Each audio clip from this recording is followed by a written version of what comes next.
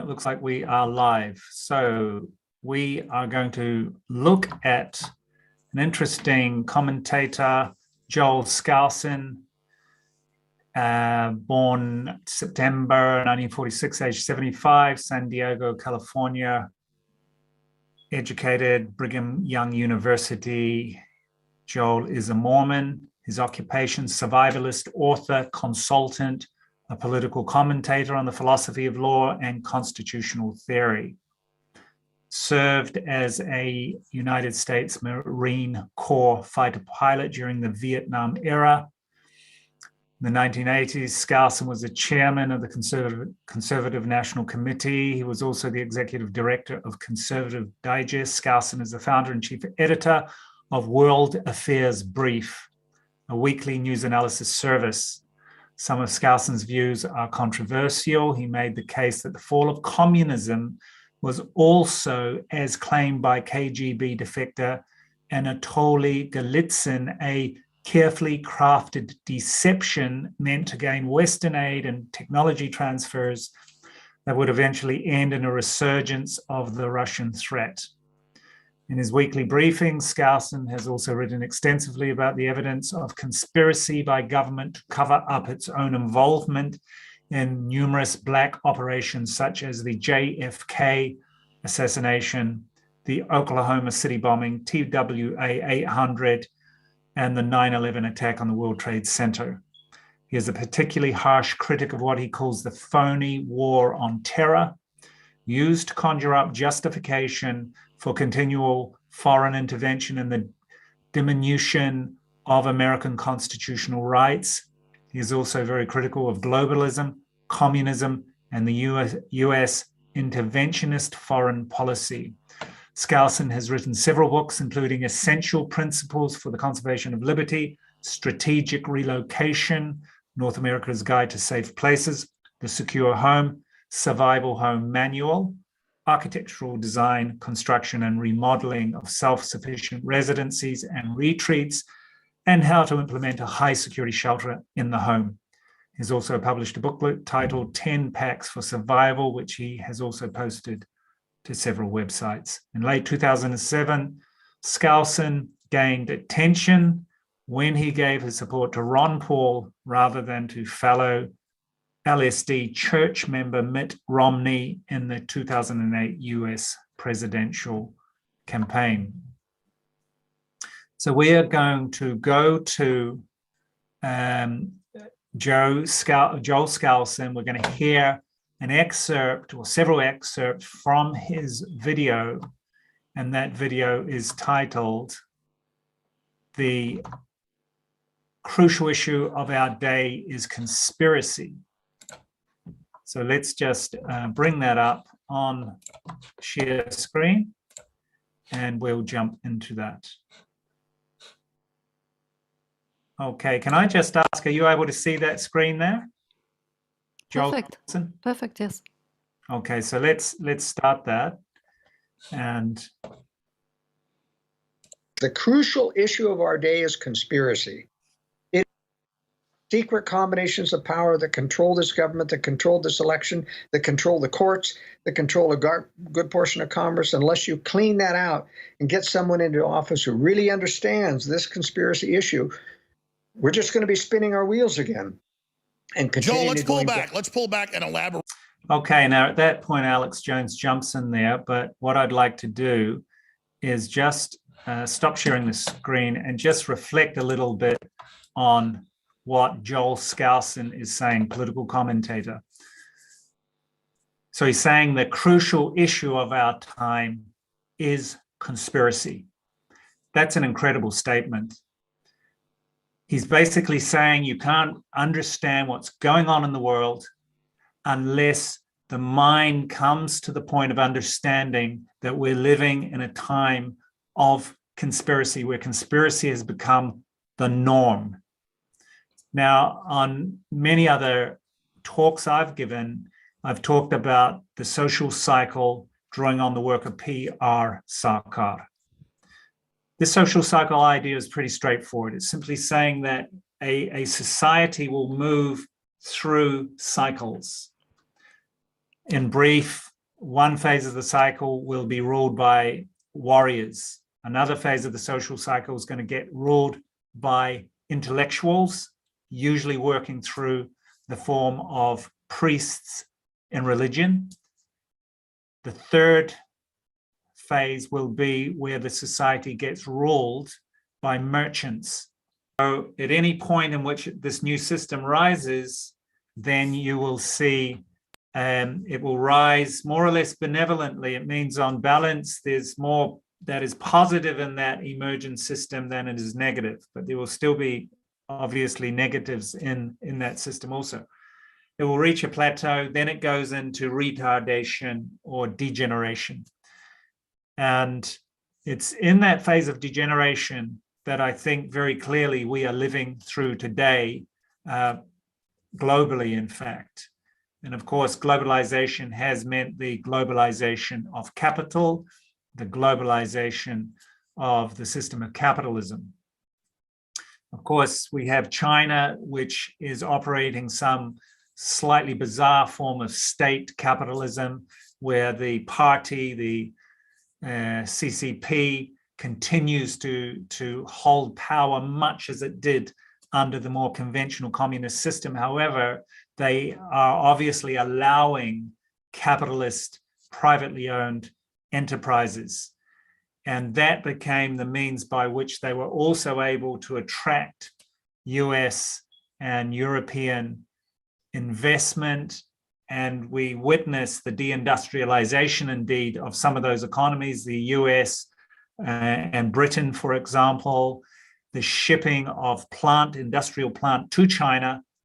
And implied in that was the massive transfer of technology. So there was a deliberate policy of the Chinese Communist Party and its leaders to allow the West to set up plant in China. And that implied the transfer of technology. And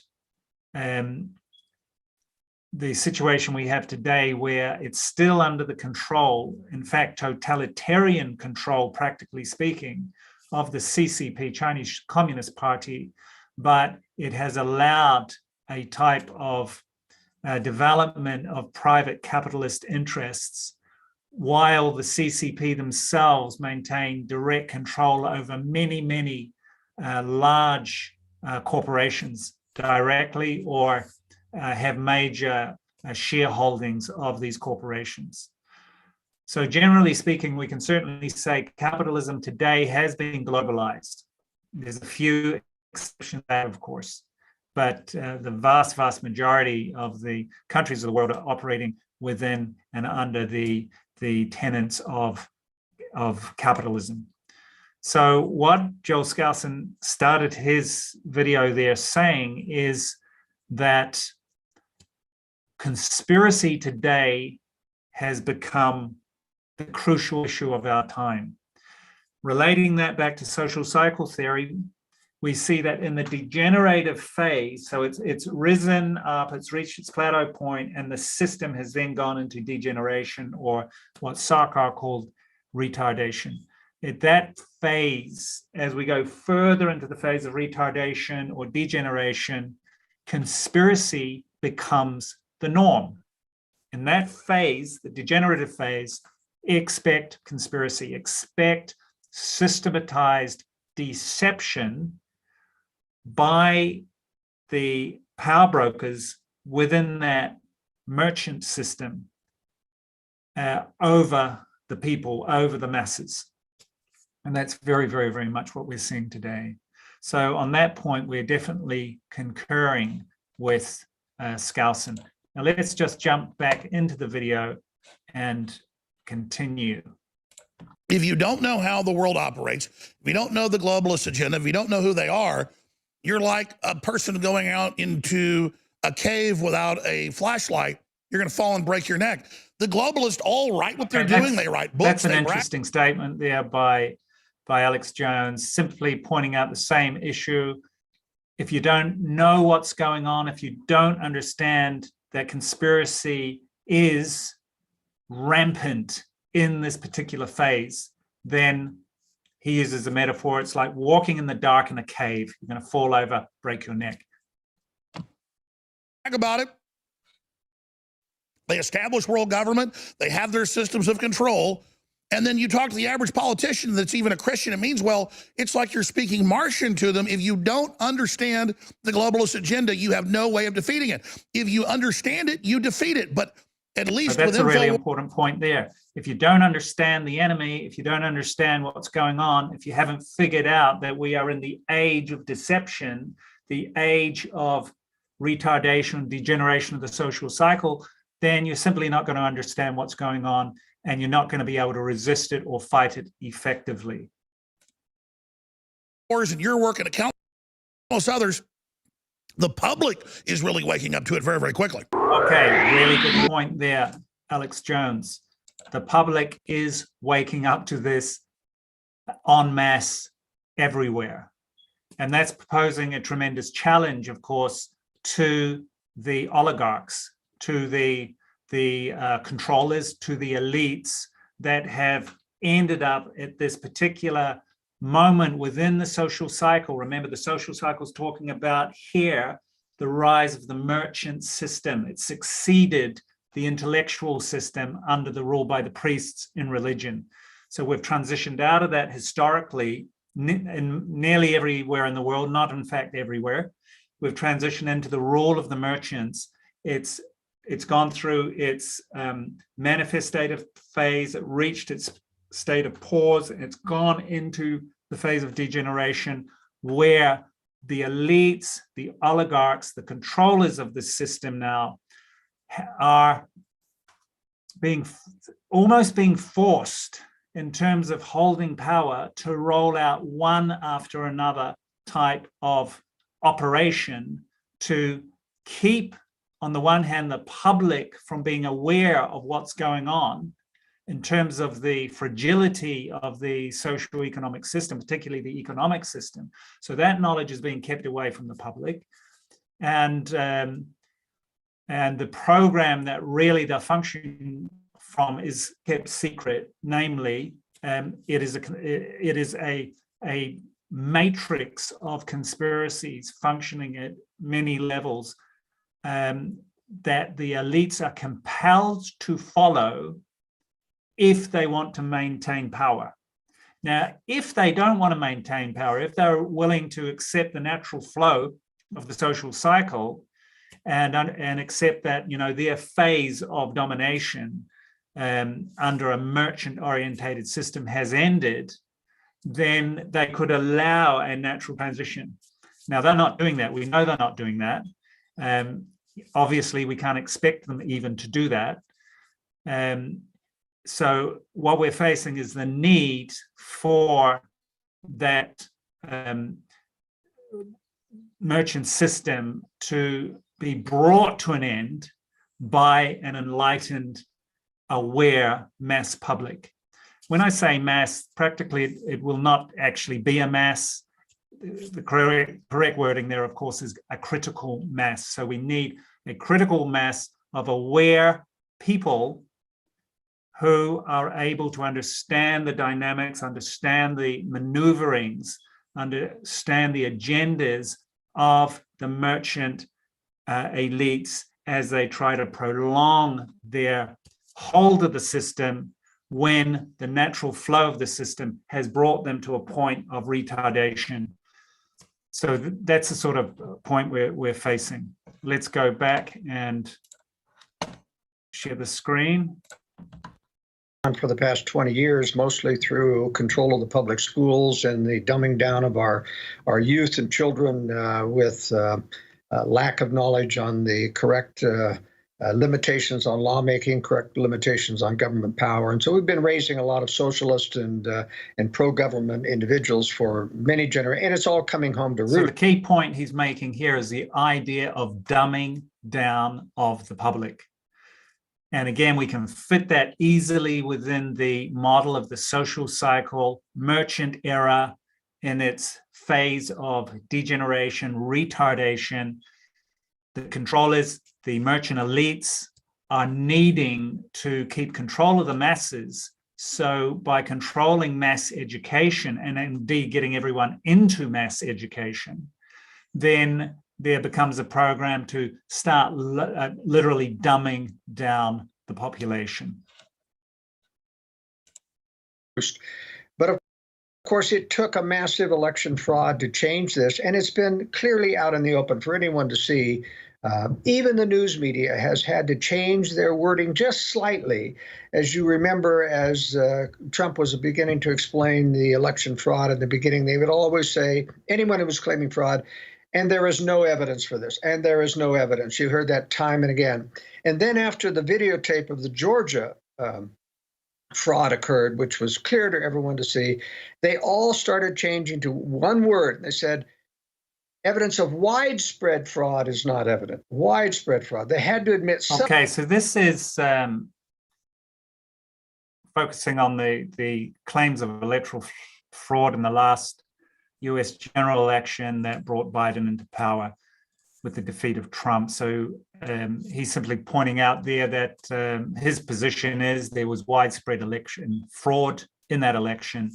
And as a consequence of that fraud, that corruption, that conspiracy, then literally you got a whole different government assume power. So that's sort of corruption and conspiracy at a very, very major level when you consider, you know, the dominant nation in the world having its legitimate election hijacked, and a party assuming power and a presidential candidate assuming power illegitimately. Let's jump forward a little bit further on this. Some of them. But it's one thing to read the globalists planning all this. It's another thing to now be deep into it. Now, I think it's a key factor in our process of awakening on the political level to come to the understanding that to come to the point of understanding it being orchestrated vastly beyond that institutional, corporate, or individual level. So this is one of the lines in the sand that we pass through as we come to this, I think, far more relevant understanding about how power works.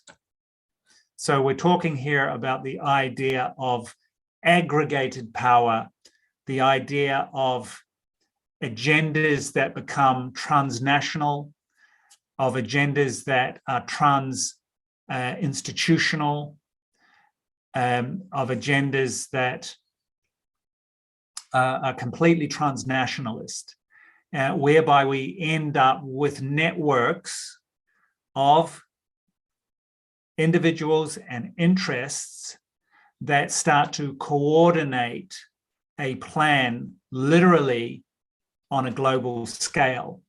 So that level of coordination represents a line in the sand that the mind has to cross over if we're going to come to an understanding of the extent of this concept of conspiracy, which is what Joel Skousen has been talking about here, the idea that the crucial issue of our day is actually conspiracy. It implies the need for a consciousness that understands conspiracy. Now, he's going to go on later on in his talk there to claim that Donald Trump did not have that understanding.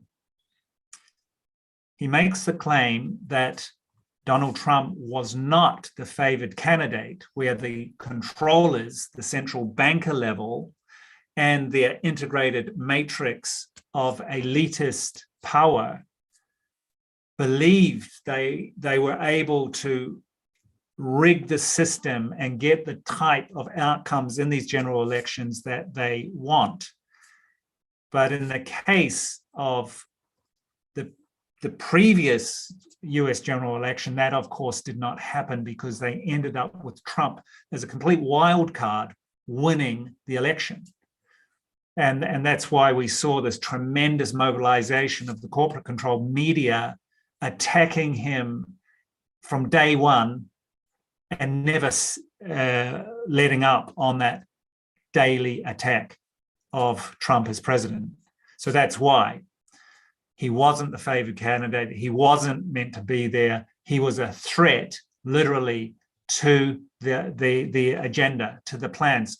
Now, what I'm saying here is that agenda is not primarily domestic. It's not simply focused on the US context. Rather, there is this interrelated mesh of transnational power between individuals on one level, institutions on another level, corporations on another level, and even, we have to admit, literally fraternities that are commonly referred to today, of course, as secret societies. So that's the type of consciousness that we have when we are able to move beyond the conventional understanding of power, put, of course, in this context mentioned earlier about the social cycle, being in the retardative phase of the social cycle. All bets are off. You can expect every manner of deception, every manner of deceit, every manner of manipulation and conspiracy for that dominant ruling class, in this case, the merchant elite, to hold power. Now, if you look at the dynamics of what's been happening in the merchant-controlled capitalist system for a very long time, for decades, it has been the sucking out of wealth out of the system. It has been the development of strategies to expand the exploitation of the system. So we've had these various crises. The most recent one, of course, was 2008 with the financial crisis, where the housing market was able to be distorted into something ferocious, described by Warren Buffett in his reference of the derivatives trading that were part of that setup as financial weapons of mass destruction. So we're living in a system that the merchants have gutted from within and left a system extremely fragile and capable really of literally bursting and collapsing. So it's well known to these merchant elites that the system is unsustainable, fragile, and on the path of leading to systemic failure, systemic collapse. So what's needed in order to offset those conditions and for these elites to continue to hold power is they need programs in place. They need to develop situations to contain mass rebellion, mass revolt when their system goes down. And that's really what I think is the correct reading behind the whole pandemic, the lockdowns, the move towards mandatory vaccinations, and of course, the vaccine passports. This then can all then be seen in terms of contingency plan when the system goes down, when the system collapses.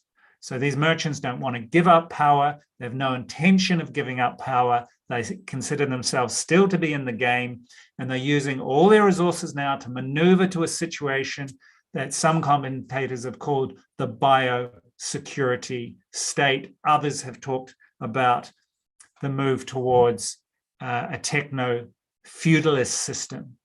And both these systems are characterized by mass surveillance, mass control of the mass population. That's what we're seeing.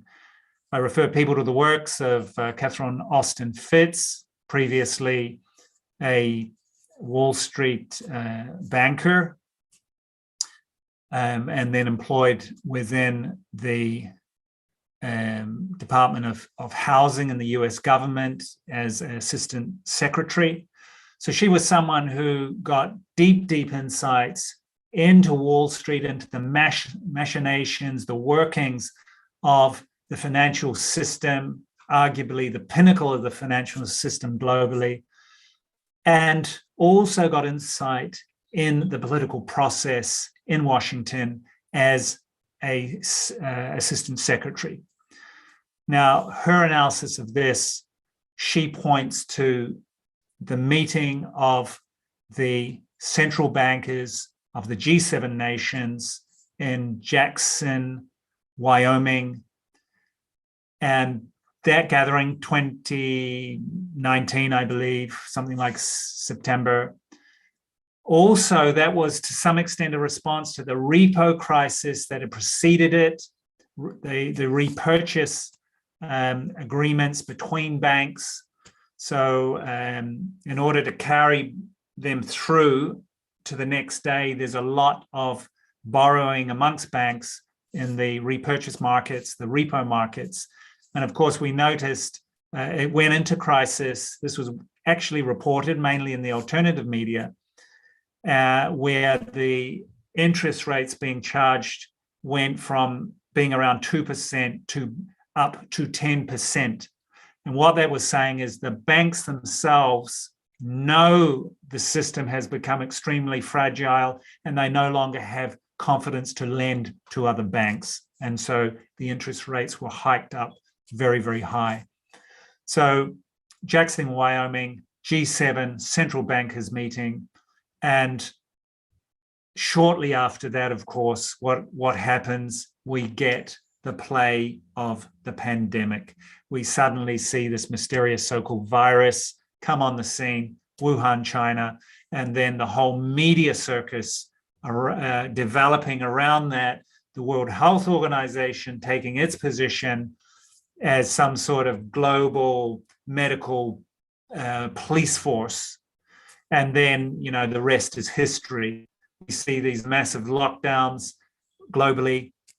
Of course, the lockdowns had an important economic consequence. So on the one hand, we saw in the US context, the printing of billions and billions and billions of dollars being put into the market while the general economy gets closed down. So these two things went hand in hand. So the massive stimulus program through so-called quantitative easing of the Federal Reserve ends up going into the possession of the big corporations, ends up in the stock market. So despite the fact that the general economy has been closed down, locked down, the stock market ends up going higher and higher and higher. So this was an incredible technique, a means by which money was being pumped in to save the economic system while the general economy got closed down. And of course, that money goes into the banking sector, into the large publicly traded corporations. So that's sort of that side of things. Catherine Austin Fitz then goes on to identify the health passports, the digital health passports, as being a key factor in the response of the central bankers meeting in Jackson Hole, Wyoming, in order to ensure the continuity of merchant control, of the control of the capitalist elites. Now, the link she makes between the health passport, the digital health passport, which we were seeing get created and developed, and the financial system is simple. By introducing the digital health passports, people were, through the media circus, were able to see them in a benevolent way that, you know, these health passports are going to protect us from the virus, protect us from the infected. So let me get this digital health passport and be protected. So it was a way that the public were coming to this voluntarily, willfully, and in a way that they perceived it as being something very positive. Now that then leads to the next stage being the move towards central bank digital currencies and literally the phasing out of paper money. And what happens, the key factor here in central bank digital currencies is it's controlled literally by central bank level. What that means is the savings banks can be phased out. And the central bank of an economy, of a nation, then develops a direct relationship with the individual. So that's the play as identified by commentators like Catherine Austin Fitts and others. Professor Fabio Vighi, Cardiff University, has a similar type of analysis. So that's the play going on there. Let's jump back and carry on our commentary. He was a deep state operates. I mean, he continues to prepare for a war with Iran, even though Iran is not the biggest sponsor of terror in the world. The U.S. deep state is. You know, he killed General Soleimani of Iran, labeling him as the biggest sponsor of terror in the world, which wasn't true. He was, in fact, the biggest sponsor of the fighting forces in Iraq, in Iran, that were fighting U.S.-backed terror in Syria, including ISIS, and was responsible for the defeat of ISIS, not the U.S. forces who continued to try to save ISIS. And so, unfortunately, we've got to make sure that we get someone into our camp who will run for office. And it's going to be very difficult because anyone who has come on board already defending conspiracy facts will be ineligible to vote because to vote or to run for president because the Republican establishment and the media will crucify them. Now, he made the interesting comment about we need someone conspiracy aware in this new paradigm of awareness and understanding to come into power. So that raises the important question about mechanisms of change, mechanisms of transformation, how to fight against the corruption, how to fight against the system of conspiracy of these global elites, of these merchant elites. And in that comment, he's backing, of course, a political candidate. And he was actually favoring Trump in that context. It raises a question, is a politician or even a mainstream political party capable of really shifting the operation? Or in fact, do we have to look towards other mechanisms of power to get us out of this tyranny of the merchants that we're literally suffering through now, practically on a global scale? So, you know, that's a really important strategic issue for us to think about. Now, I would say that having a genuinely politically conscious person in the role of a president or of a prime minister of a nation can be very, very strategically useful. The institutions that they're part of, the political party, the funding mechanisms by which political parties and politicians themselves are able to exist and function and get re-elected, heavily mitigates against them really being voices for truth, voices for justice, voices for meaningful change and transformation. So I don't believe that the current existing political system with its focus on political parties is going to really be the means by which we're going to bring this historic shift out of this phase of degeneration of the merchant system and its movement into what will succeed that merchant system. On that point, the question arises, well, what will succeed the domination of the merchants? Well, according to P.R. Sarkar's elaboration of the social cycle, where we have the movement from the warriors to the intellectuals ruling through the form of the church, of religion, and then its transition then to the merchants and merchant power. This gets followed by a transition through the power of labor. But again, as I stated earlier, in this model, the laborers will not control the socioeconomic system, but they will be used to transition out of the merchant system. And then effectively power then passes on back again to the warriors. So now a lot of people get concerned about that idea, and I think there's good reason for that.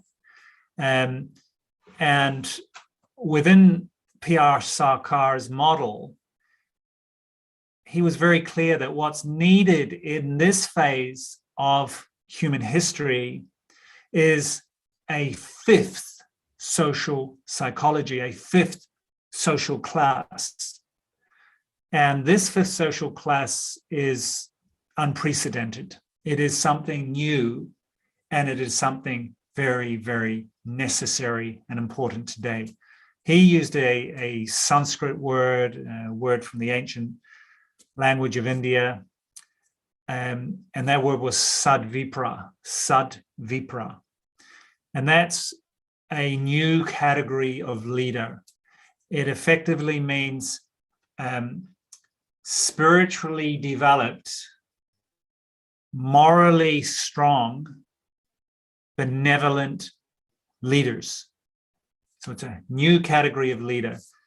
We're reminded of the Übermensch of Nietzsche, Friedrich Nietzsche's Superman, as being a recognition that we needed a new type of political being in order to address the deep decay and collapse that is playing out in the world systems today, whether we're looking at the command economies, authoritarian systems, materialist dominated systems of communism, or of the so-called liberal systems of capitalism. Both are in the process of imploding. Of course, communism has largely been eliminated already. So a new category of benevolent leadership for Sarkar, that was the Sadvipra. Physically fit, mentally developed, spiritually elevated, fundamentally grounded in universal ethics and moral principles. I recently gave a talk where I explained the idea of universal ethics as contained within the yoga system, with origins going way back into ancient India, Jama and Yama. So the 5 principles of Jama, the 5 principles of Yama. So according to Sarkar, these leaders, these benevolent, morally strong, service-minded, service-motivated, benevolent leaders need to emerge in this post-capitalist system that is emergent now, that is starting to exhibit its presence. And that becomes a priority, the creation of these sadvipras, these benevolent leaders. That point can't be emphasized enough, because unless we can develop this new category of servants of the people, these physically fit, mentally developed, spiritually elevated individuals prepared to put the benefit of the collective ahead of their own interests, to use all their faculties, all their capabilities, collectively with other benevolent leaders to create a proper human society. Unless we can create those benevolent leaders, then we are not going to get the quantum leap in quality of our human societies. And that's what's needed now. It's needed also because the current track of human ego-dominated vested interest leadership, which inevitably leads and quickly leads to corruption, to tyranny, and the plethora of conspiracies to exploit everything, the people, the environment, the non-human world. Unless we can create this new quality of leadership, and unless these people can come into power, then we, unfortunately, are likely to end up in very, very tragic circumstances. So historically, we're at a point where we've got to make this qualitative shift. We've got to make a quantum leap to something much better. The list goes on and on. Joel, let's just be honest. The bottom's fallen out. There's been resistance, thanks to your work and countless others in the decades past, that Trump was able to get in. We held him off at some levels, but really it's the moral decline of society that is allowing this to happen. And just as night follows day, okay, that's a really very interesting point made there about the moral decay of society.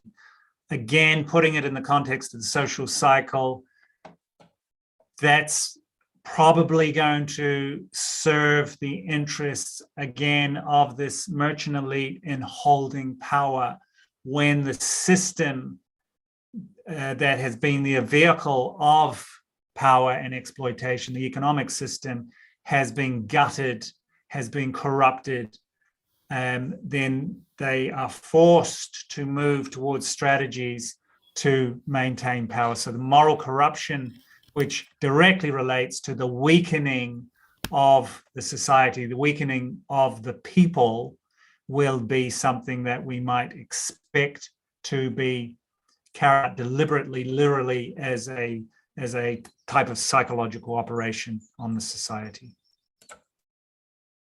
Go slowly, but it's not going to lead to a civil war situation where people go to arms to stop gun compensation. That's a ways down the road. They may yet wait till war comes to do that, as I've long anticipated.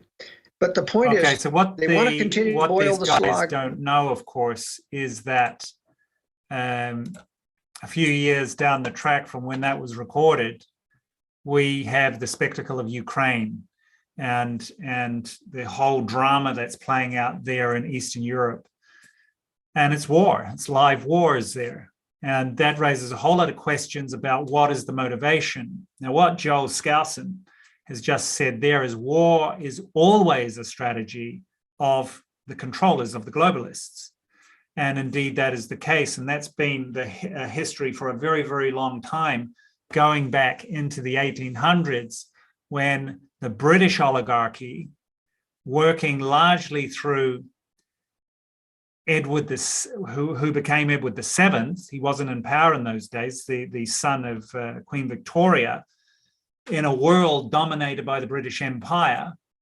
So we had this dynamic 1870 rolls around. Bismarck in Germany unites the German states, the German principalities, and suddenly you get this united power of Germany. And that literally was a threat against the British Empire, British global domination. So what effectively becomes British foreign policy from that moment onwards is strategies to break German power. And the outcome of that ultimately becomes World War I. And that itself was a calculated move by the oligarchs, in this case, the British oligarchs, to, again, do the same thing we're seeing today, hold on to power at any cost. And war is no obstacle there. These people, widely described by commentators as psychopaths, will use whatever is available to them that will accomplish the task. And war, unfortunately, is one of those exact things. Let's jump back to the commentary. But the most important thing is to remember is this. This is the bottom line. I don't believe we'll ever win another election again because the Dominion voting machines won't be removed. The fact that we lost this battle, that they covered it up on the election fraud, means that it will be institutionalized forever in the United States. So I don't think we'll ever win electorally. What does that mean? It doesn't mean we give up. It means we have to accelerate our efforts to find the true sheep in life, the people who sense that something's wrong, and educate them the seriousness of the deep state. And we need to then prepare for the takedown. We need to prepare for war. We need to. I don't believe also we can rely on the political electoral process in order to bring the transition. So we're really talking about transition. I think that's a valuable, important, crucial concept, again, found in the social cycle, P.R. Sarkar's elaboration of the social cycle and the transition from the degenerated stage of merchant power and its transition further through the social cycle back to the power of the warrior. And now the fact that elections may not be the successful means to bring that transition doesn't mean we don't engage in them, because I think the strategy has to be a multi-pronged attack in every possible way. And participation in the electoral process is one such way. Actually, when we put it in the bigger context, we are talking about an historic paradigm shift and historic transformation in which a whole lot of things are happening, not just the change, obviously, of a government, not simply the change of a social and economic system. This is an historic change which is bringing multiple threads together all at once. And the deepest of those threads is consciousness itself. So we then have to factor in and continue to use the language of a shift of consciousness. Literally, a shift of human consciousness is what is the deeper driver in this situation that we are going through now and experiencing. And that is being characterized by one thing that's very, very important for people to understand. And that is this idea of polarization within the society. We're literally in the process of increasing polarization. In its most pure form, that polarization is literally between the positive force and the negative force, between good and evil, literally, in its pure sense. Now, we have other words for that. If you go back and listen to my previous video, we refer to that as dharma, the concept of dharma. So the positive force is the force of dharma. The negative force is the opposite of dharma, being adharma, the letter A, D-H-A-R-M-A, adharma. Very, very important that these concepts enter into our collective consciousness today. Dharma, of course, is meaning the fundamental characteristic of an object. What is the dharma of fire? The dharma of fire is to burn. Remove the burning quality of fire from fire, it's no longer fire. So we say the dharma, the fundamental characteristic of fire, is that it burns. So the question then becomes, what's the fundamental characteristic of human beings? What is the true purpose of human beings? Or in other words, what is the dharma of human beings? Now, that sort of takes us into a little bit of the philosophical and the esoteric realm to get that answer. And indeed, the yogis, since ancient times, were able to discover the qualities of dharma, what that fundamental human purpose is. And they came up with four simple factors. The first, human beings, by their nature, by their characteristic, want to expand their mind. They want to expand the mind, they can expand their mind. Second point, They want to bring the flow of their mind beyond their own individual status. They want to bring the flow of their mind into the flow of a universal or cosmic mind. Humans want that. We feel we want to be in this flow. Third point, human beings can and want to give selfless service to others, to other human beings, to other living beings. This is something we identify with being human, the desire and the capacity to give selfless service to others. Fourth quality, ultimately, we feel we are part of this creation. We feel we're part of that ultimate creative entity, that supreme being, that great spirit, or that supreme consciousness. And ultimately, we want to become one again with that source from which we came, from which the entire creation has come. So these are the 4 points of Dharma. So when we come to talk about human society, we simply have to ask a very simple question. And that is, what is the proper role of human societies? That's the key question here.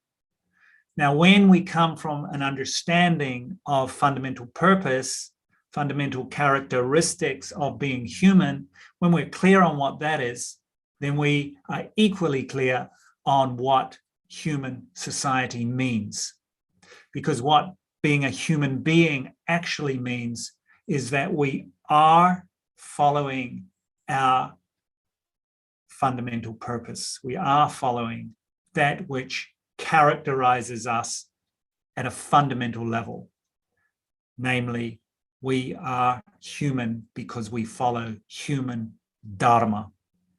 Therefore, the role of the society is to facilitate all of its members being able to develop the qualities inherent in being human, namely establishment in human dharma. The role of human society is that simple. It is to facilitate that all the members of the human society have the fullest possibility to establish themselves in dharma, to realize their fundamental purpose. This point is so crucial today. We need to get that concept and literally that word itself out there into the popular consciousness, and especially into the collective consciousness of the critical mass that are arising in this wave that we refer to as the Great Awakening, and where this concept of Dharma and therefore Dharmic society, the society establishing in Dharma, we call that the Dharmic society. So this concept needs to enter into the minds, the collective minds of the critical mass, of the Sadvipras, the benevolent leaders, founded and based and established in universal moral principles, there to serve the society, to serve indeed beyond the society, the very ecosystems that we all live in order to realize our dharma and express our human dharma. So this is giving another angle on it, and it's not often heard in these types of commentaries, but it needs to be heard. And that's why we do say that the historic juncture we have arrived at today is unprecedented. This is a new historic moment.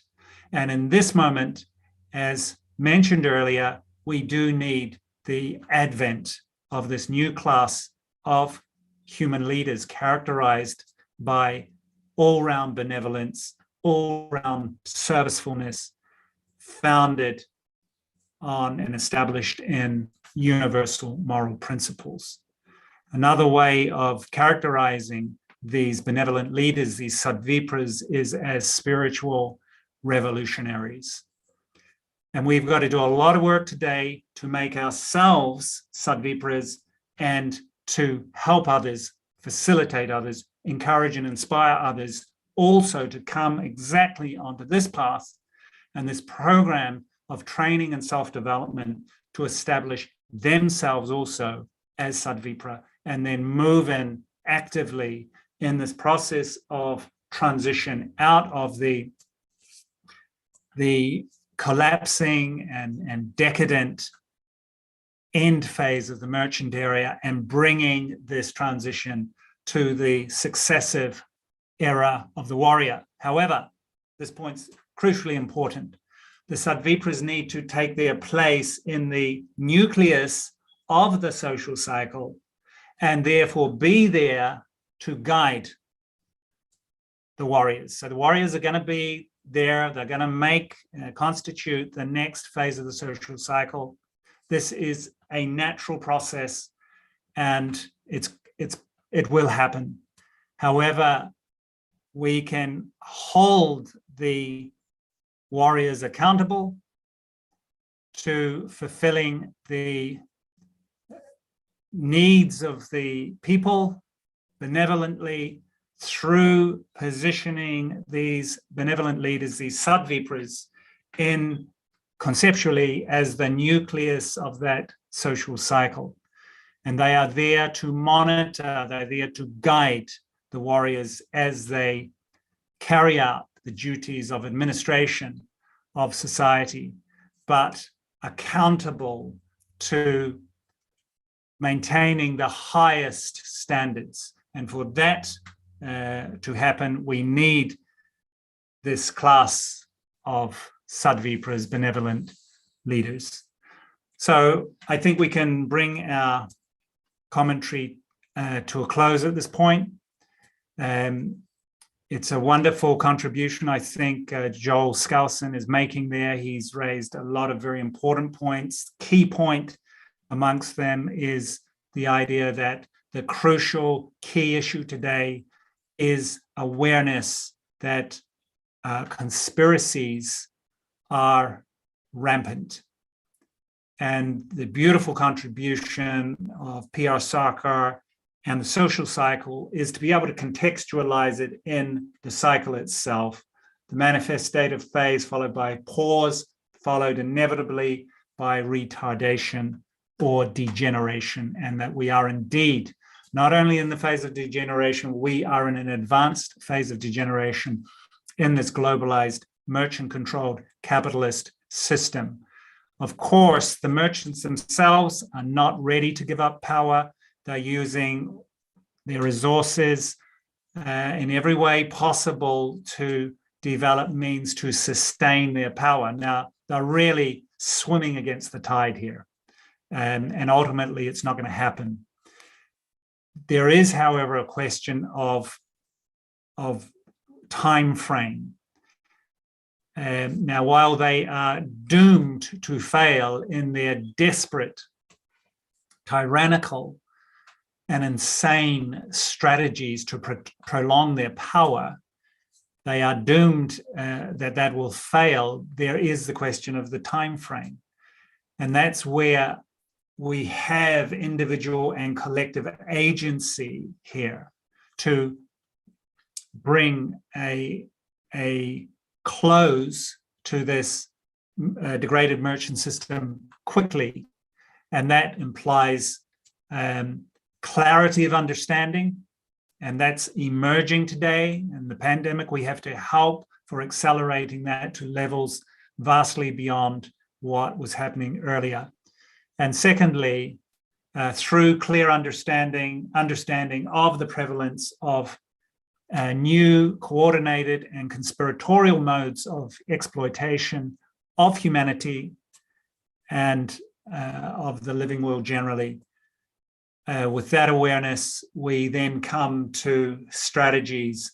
Primary strategy is elevation of our human standard to the creation and coordinating of the emergent leadership within the resistance, the critical mass of aware and active people now working towards the demise of the merchant system and the succession by the new system to come. So the creation of these sadvipras is strategically a priority. And that means for each one of us to engage in this process of our own personal self-development and ultimately of our spiritual development. And there's a lot of things we can access that are going to help that. Doesn't need to be an overwhelming or even a scary thing at all. But we do need to understand it is crucial in this phase if we're going to get off this cycle of the next group takes power and ends up exploiting everyone again. We want to end that. Well, we want a better system. We have to create better people. We've got to create better leaders. We can do that. It's totally available, the means by which we're going to do that. And it does need to be incorporated into realistic, revolutionary programs at this stage in order that we bring this qualitative shift. And instead of being a circle, we are now able to start talking about a spiral of power that is upward moving towards ultimate elevation and ultimately that being a truly liberated human society.